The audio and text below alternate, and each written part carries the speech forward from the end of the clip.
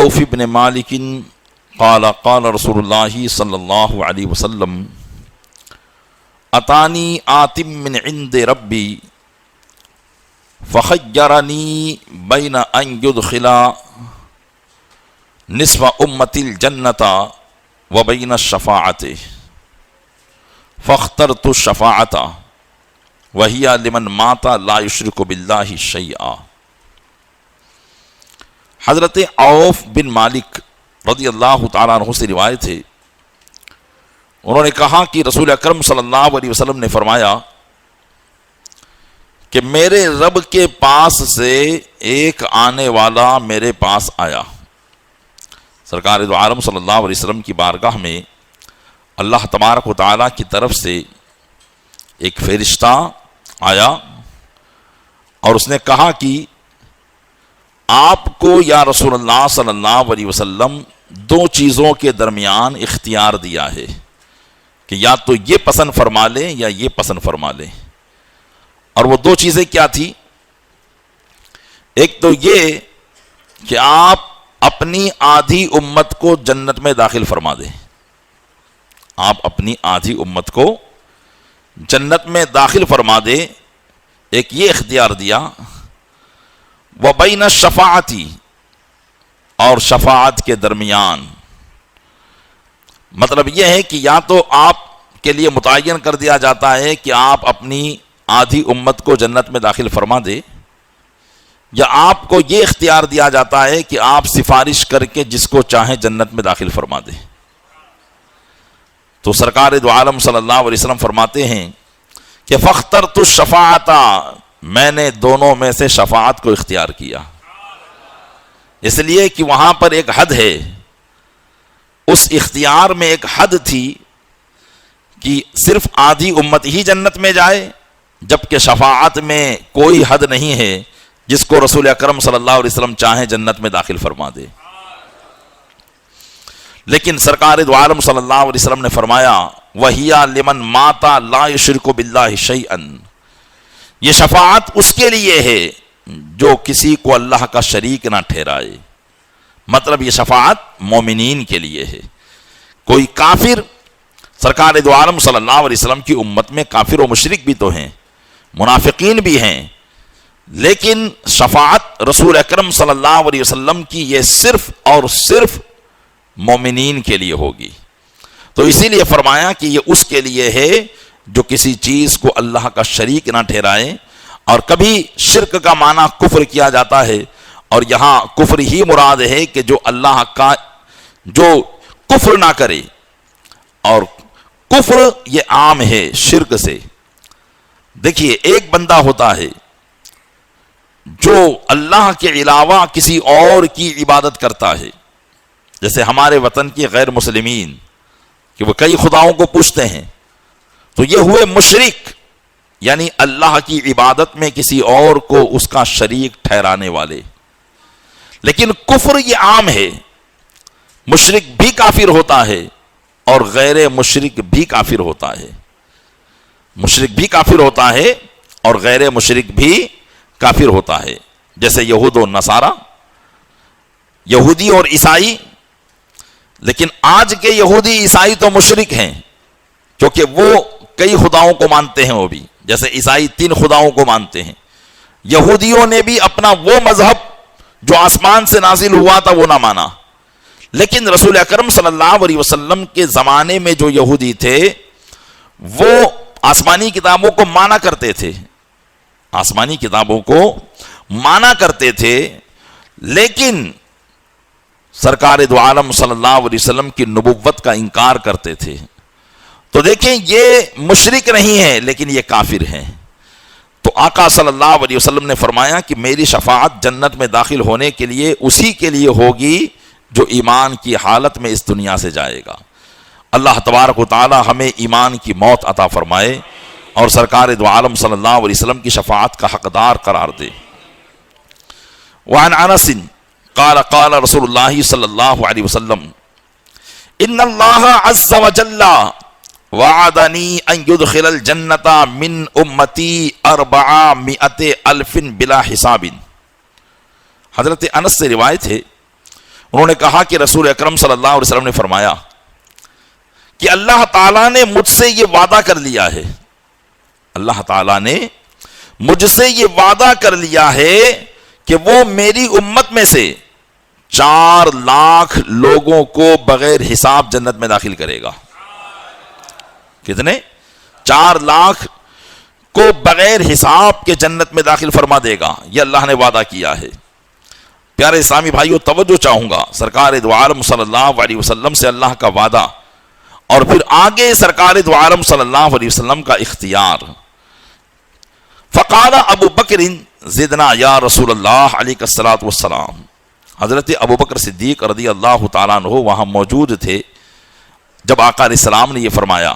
کہ اللہ نے مجھ سے میری امت میں سے 4 لاکھ لوگوں کو بغیر حساب جنت میں داخل کرنے کا وعدہ کیا ہے، تو حضرت ابو بکر نے عرض کیا یا رسول اللہ کچھ اور اضافہ فرما دے، 4 لاکھ پر کچھ اور اضافہ فرما دے۔ دیکھیے وہی عقیدہ جو ہمارا ہے، ہم اپنے آقا صلی اللہ علیہ وسلم کو مجبور و محتاج نہیں مانتے بلکہ مالک و مختار مانتے ہیں۔ اللہ تعالیٰ نے انہیں اختیارات عطا فرمائے ہیں، اپنی ساری مخلوق کا انہیں مالک قرار دیا ہے نا، وہ ساری مخلوق کے مالک ہے۔ اللہ تعالیٰ نے سارے خزانوں کا مالک اپنے محبوب کو عطا فرمایا اور اختیار دیا جو چاہے کرے۔ دیکھیے یہاں پر ہونا تو حضرت ابوبکر صدیق کا یہی عقیدہ کہ وہ مانتے ہیں کہ اللہ کے محبوب چاہیں تو اس میں اضافہ ہو سکتا ہے، وہ ان کو مجبور و محتاج نہیں مانتے۔ اسی لیے پیارے اسلامی بھائیوں، فی زمانہ آپ کو اگر مسلمانوں میں صحیح جماعت کا پتہ لگانا ہو تو عمل دیکھ کر نہ پتہ لگائیں بلکہ عقیدہ دیکھ کر پتہ لگائیں۔ جو یہ کہتے ہیں بعض لوگ کہ دیکھو صحابہ کرام نماز پڑھتے تھے، ہم نماز پڑھتے ہیں، صحابہ کرام روزہ رکھتے تھے، ہم روزہ رکھتے ہیں، صحابہ کرام جو ہے جہاد کے لیے نکلتے تھے، ہم جماعتوں میں نکلتے ہیں، شہر شہر گاؤں گاؤں ہم جا جا کر دین پھیلاتے ہیں، تو صحابہ کے عمل پر تو ہم عمل کر رہے ہیں۔ تو عمل دکھا کر دیکھیے، عمل آدمی کا بھلے کتنا ہی اچھا ہو لیکن دل میں اگر ایمان نہیں ہے تو عمل کچھ کارآمد نہیں ہے۔ شیطان کے عمل کتنے تھے، زمین کا کوئی خطہ باقی نہیں ہے جہاں اس نے اللہ کو سجدہ نہ کیا ہو۔ عمل کتنے اچھے تھے لیکن دل میں کپٹ تھی، حسد تھا، جلن تھی، مردود بارگاہ ہو گیا، اور ایسا مردود بارگاہ ہوا کہ قیامت تک مردود بارگاہ رہے گا اور پھر آخر میں جہنم رسید ہوگا۔ تو اس لیے اپنے ایمان، اور اگر کچھ کنفیوژن ہو آپ کو، ویسے تو الحمدللہ جو اہل سنت و جماعت میں ہوتا ہے اس کو کچھ کنفیوژن ہوتی ہی نہیں ہے، کوئی شک و شبہ نہیں ہوتا کہ ہم جس مذہب پر ہیں ہم الحمدللہ اس پر ثابت و قائم ہیں اور اس میں ہمیں کوئی شک و شبہ کی گنجائش نہیں۔ لیکن وہ اہل شک جو یہ کہتے ہیں کہ بھائی وہ بھی تو نماز پڑھ رہے ہیں، ان کی بھی تو مسجد ہے، وہ بھی تو نماز میں قرآن پڑھتے ہیں، تو ہم نے قرآن ان کے پیچھے سن لیا یا ان کے پیچھے نماز پڑھ لی تو کیا ہو گیا اس میں، سنی مولانا بھی قرآن پڑھتے ہیں، وہ بھی قرآن پڑھ رہے ہیں۔ تو دیکھیے صرف ان باتوں کو دیکھ کر صحیح جماعت کا پتہ لگانا بہت مشکل ہے۔ سرکار دو عالم صلی اللہ علیہ وسلم نے ارشاد فرمایا تھا، ستفترق امتی 37 شعبا، میری امت ان قریب 73 فرقوں میں بٹ جائے گی، ان میں سے کلہم فی النار، سب کے سب جہنمی ہوں گے سوائے ایک فرقے کے، سوائے ایک فرقے کے۔ صحابہ کرام نے فرمایا تھا من ہم یا رسول اللہ، وہ ایک فرقہ کون سا ہوگا؟ تو سرکار دو عالم صلی اللہ علیہ وسلم نے فرمایا کہ وہ ایک فرقہ وہ ہوگا جس پر میں اور میرے صحابہ ہوں گے، ما انا علیہ و اصحابی، جس راستے پر میں اور میرے صحابہ ہوں گے۔ تو یہاں راستے سے مراد عقیدے کا راستہ ہے۔ کس کا راستہ مراد ہے؟ تو اپنا عقیدہ اگر آپ کو یہ پتہ لگانا ہے کہ کون سی جماعت حق پر ہے تو آپ اس کے عقیدے کو صحابہ کے عقیدے سے میچ کریں۔ جس کا عقیدہ صحابہ کے عقیدے سے میچ ہے سمجھیے کہ وہی حق جماعت ہے اور وہی صحیح جماعت ہے۔ اور الحمدللہ یہ تو میں نے ایک پہچان دی ہے ان لوگوں کے لیے جو شک میں پڑے رہتے ہیں۔ الحمدللہ جو اہل سنت و جماعت ہیں وہ اپنے علماء کی زبانی سن کر ہی اس بات پر یقین رکھتے ہیں۔ اور یہ یقین ہونا، دیکھیے ایک بات پر یقین ہونا کہ ہم جس مذہب پر ہیں یا ہم جس جماعت پر ہیں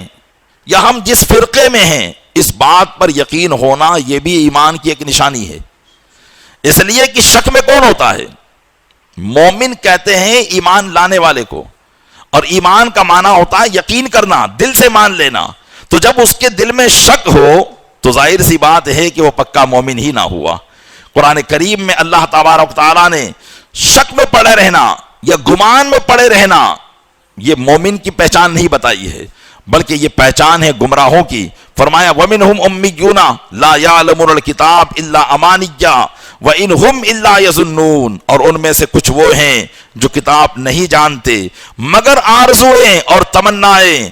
وَإِنْهُمْ إِلَّا يَظُنُّونَ، وہ نرے گمان میں بھٹک رہے ہیں،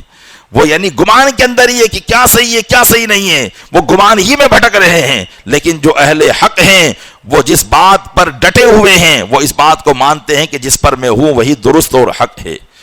تو الحمدللہ جو اہل سنت و جماعت ہے اس کا عقیدہ تو یہی ہے کہ وہ سرکار دو عالم صلی اللہ علیہ وسلم کو مالک و مختار مانتا ہے۔ اللہ تعالیٰ نے اپنے محبوب کو اختیار عطا کیا، اسی لیے تو حضرت ابوبکر صدیق کو بھی معلوم تھا کہ یہ کوئی مجبور و محتاج نہیں ہے، یہ مالک و مختار نبی ہیں۔ تو عرض کر دیا زدنا یا رسول اللہ، اے اللہ کے رسول صلی اللہ علیہ وسلم کچھ اور اضافہ فرما دیجئے۔ چنانچہ آقا علیہ السلام نے فرمایا وَحَاكَذَا فَحَثَا بِكَفَّيْهِ وَجَمَعَهُمَا، سرکار دو عالم صلی اللہ علیہ وسلم نے اپنے دونوں ہاتھوں کو ملایا اس طرح، صحابی رسول کہہ رہے ہیں کہ اس طرح ملایا، اپنے دونوں لپوں کو ملایا اور ان دونوں کو جمع کر دیا اور فرمایا اتنے اور، یعنی اتنے 4 لاکھ پر اتنے اور بغیر حساب کے جنت میں داخل ہوں گے۔ فقال ابو بکر، دیکھیے حضرت ابو بکر صدیق رضی اللہ تعالیٰ عنہ صحابہ کرام میں بڑے رحیم و کریم تھے۔ قرآن کریم نے فرمایا رحماء بینہم،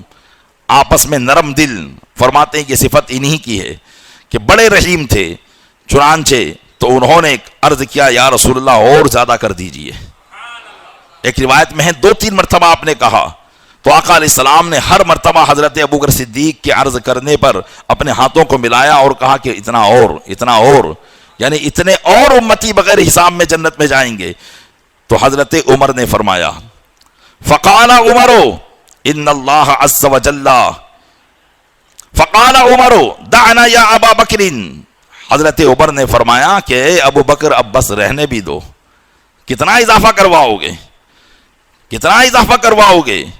فقال ابو بکر وما علیک ان یدخلنا اللہ کلنا الجنۃ، تو حضرت ابو بکر رضی اللہ تعالیٰ عنہ نے فرمایا کہ عمر اس میں تیرا کیا جاتا ہے کہ ہم سب کو اللہ تعالیٰ جنت میں داخل فرما دے، اس میں تمہارا کیا بگڑتا ہے؟ ما علیک ان یدخلنا اللہ کلنا الجنۃ، ہم سب کو اللہ اگر بغیر حساب جنت میں داخل فرما دے تو اس میں تمہارا کیا بگڑتا ہے؟ تو حضرت عمر فاروق اعظم رضی اللہ تعالیٰ عنہ نے فرمایا ان اللہ عز وجل ان شاء ان يدخل الجنۃ خلقہ الجنۃ بکف واحد، حضرت عمر نے فرمایا کہ اگر اللہ تعالیٰ چاہے تو اپنی ساری مخلوق کو ایک ہی لب میں جنت میں داخل فرما دے۔ گویا کہ حضرت عمر فاروق اعظم یہ فرما رہے تھے کہ ابو بکر لب تو دیکھو کس کا ہے، یہ ہاتھ کس کا ہے؟ یہ ہاتھ وہ ہے کہ جس کے ہاتھ میں ساری کائنات سمائی ہوئی ہے۔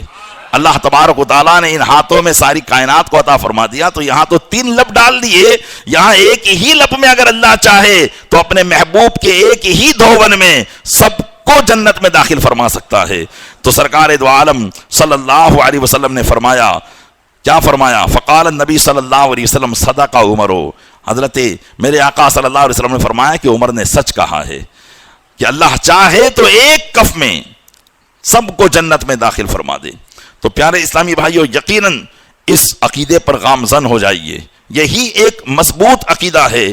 کہ جو صحابہ کا بھی تھا، تابعین کا بھی تھا، تبع تابعین کا بھی تھا، حضور غوث پاک کا بھی تھا، غریب نواز کا بھی تھا، اور اعلیٰ حضرت کا بھی وہی عقیدہ تھا۔ اور الحمدللہ ہم اللہ کا شکر ادا کرتے ہیں اس کے فضل پر کہ اللہ تعالیٰ نے ہم کو اسی جماعت میں رکھا ہے، ورنہ کتنے لوگ شک کی بیماریوں میں ڈوبے ہوئے ہیں، جن کو ابھی تک پتہ ہی نہیں لگ پایا اپنی نمازوں کو برباد کر دیتے ہیں، اپنی عبادتوں کو خراب کر دیتے ہیں ادھر ادھر کی باتوں میں آ کر۔ اللہ تعالی ہمیں ان سے محفوظ فرمائے۔ درود پاک پڑھے اللہم صلی علی سیدنا شفیعنا نبینا مولانا محمد مادہ الجود والکرم وآلہ بارک وسلم صلاۃ و سلام علیکہ یا رسول اللہ۔ دیکھیے یہ تو بڑے بڑے مراتب کے جو لوگ تھے ان کی شان ہوگی کہ وہ اللہ عز و جل سے سفارش پیش کریں گے، لیکن ہر اہل جنت جس کو اللہ تبارک و تعالیٰ بغیر حساب کتاب کے داخل فرمائے گا اس کی کیا شان ہوگی، اس حدیث میں سماعت کریں۔ حضرت انس ہی سے یہ بھی روایت ہے، فرماتے قال رسول اللہ صلی اللہ علیہ وسلم یصف اہل النار فیمر بہم الرجل من اہل الجنہ۔ حضرت انس فرماتے ہیں کہ آقا علیہ السلام نے فرمایا کہ مسلمانوں میں بعض لوگ وہ ہوں گے جن کو جہنم میں جانے کا حکم سنا دیا گیا ہوگا اعمال بد کی وجہ سے۔ ایمان تو ہے، بعد میں جہنم سے نکالے جائیں گے، جنت میں داخل ہوں گے، لیکن سزا کے لیے ان کو جہنم میں جانے کا حکم سنا دیا جائے گا۔ تو فرماتے ہیں آقا علیہ السلام کہ ان اہل جہنم کی، یہاں اہل جہنم سے مراد کافرین نہیں ہے بلکہ مومنین ہی ہیں جنہوں نے گناہ کیے تھے اور گناہ کی پاداش میں سزا میں ان کو جہنم بھیجا جا رہا ہے، لیکن جہنم میں جانے سے پہلے ان کو صف بستہ کھڑا کر دیا جائے گا۔ فرمایا کہ وہ اہل جہنم کی صف لگا دی جائے گی تو ان کے پاس سے اہل جنت میں سے کوئی شخص گزرے گا جو جنت میں جا رہا ہوگا ان کے سامنے سے، فیمر بہم الرجل من اہل الجنہ، اہل جنت میں سے کوئی شخص ان کے پاس سے گزرے گا، فیقول الرجل منہم یا فلانو اما تعرفونی انا الذی سقیتک شربتا وقال بعضهم انا الذی وهبت لك وضوءا فیشفع له فیدخلہ الجنہ۔ تو اہل جہنم میں سے ایک شخص جب اس کو دیکھے گا جاتے ہوئے کہ وہ فلاں تو جنت میں جا رہا ہے، تو اہل جہنم میں سے کوئی کہے گا اے فلاں کیا تو مجھے نہیں پہچانتا، میں وہی ہوں جس نے تجھے پانی پلایا تھا، میں وہی تو ہوں کہ دنیا میں تجھے ایک مرتبہ میں نے پانی پلایا تھا۔ اور دوسرا کہے گا کہ میں وہ ہوں جس نے تجھے کبھی وضو کے لیے پانی دیا تھا۔ غرض کی وہ اہل جہنم اپنے وہ عمل جو انہوں نے نیک لوگوں کے ساتھ دنیا میں کیے تھے کہ کسی کو پانی پلایا تھا، کسی کو کھانا کھلایا تھا، کسی کی کچھ مدد کی تھی، کسی کو وضو کروایا تھا، کسی کے لیے نماز کے لیے آسانیاں کر دی تھی، غرض کی ہر وہ کام جس سے اللہ تبارک و تعالیٰ کی بارگاہ میں اجر ملتا ہے، تو وہ اس کو یاد دلائے گا کہ اے جنتی یاد کر میں نے تجھ پر دنیا میں یہ احسان کیا تھا، اور دیکھ آج میری حالت یہ ہے کہ مجھے جہنم کا حکم سنا دیا گیا ہے اور تو جنت میں جا رہا ہے۔ تو پھر وہ شخص جو جنت کی طرف جا رہا ہوگا، آقا علیہ السلام فرماتے ہیں فیشفع لہ، تو وہ شخص اللہ کی بارگاہ میں اس کی سفارش پیش کرے گا کہ اے مولا اس کا احسان میرے اوپر دنیا میں تھا، اس کی بخشش فرما دے، اس کی مغفرت فرما دے۔ آقا علیہ السلام فرماتے ہیں کہ فیدخلہ الجنۃ، تو اللہ تعالیٰ اس کو بھی جنت میں داخل فرما دے گا۔ تو پیارے اسلامی بھائیوں، یہ کار خیر، یہ نیک کام، آج ہم اس کو بہت چھوٹا اور معمولی سا سمجھتے ہیں، یہ نیک کام کل بروز قیامت ہمارے لیے بہت بڑا کامیابی کا ذریعہ بن سکتا ہے۔ اس لیے اللہ کی راہ میں یا نیک لوگوں کی صحبت میں یا نیک لوگوں کا تعاون اور ان کی مدد، اگر وہ پریشانی کے عالم میں ہیں، ہر اعتبار سے کوشش کیجئے کہ انشاءاللہ تبارک و تعالی ان نیک لوگوں کا تعاون یہاں دنیا میں بھی برکتوں کا سبب بنے گا اور آخرت میں بھی اللہ کی بارگاہ میں ہمارے لیے گناہوں کی بخشش کا سبب بنے گا۔ اللہ تبارک و تعالی اپنے محبوب صلی اللہ علیہ وسلم کے صدقے میں ان تمام باتوں پر ہمیں عمل کرنے کی توفیق عطا فرمائے، انہیں یاد رکھنے کی توفیق عطا فرمائے۔ آمین بجاہ نبی الامین صلی اللہ علیہ وسلم۔